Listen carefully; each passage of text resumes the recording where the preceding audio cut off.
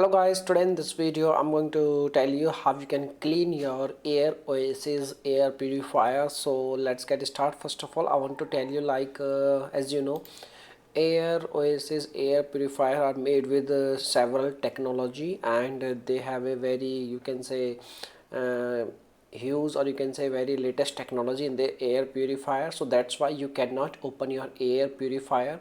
So the best way to maintain your air purifier, you need to contact with their customer support team, and their team member will come and they will clean your air purifier and they will service your air purifier by using best way. Okay, so you need to be very careful, don't open these kind of air purifier at your home and save your money, because when you open these kind of air purifier, maybe you will damage something, or maybe the air purifier will not work properly. Okay, so you can contact on their number, like as you can see, this is the phone number you can see on your screen. This is the number, like over here.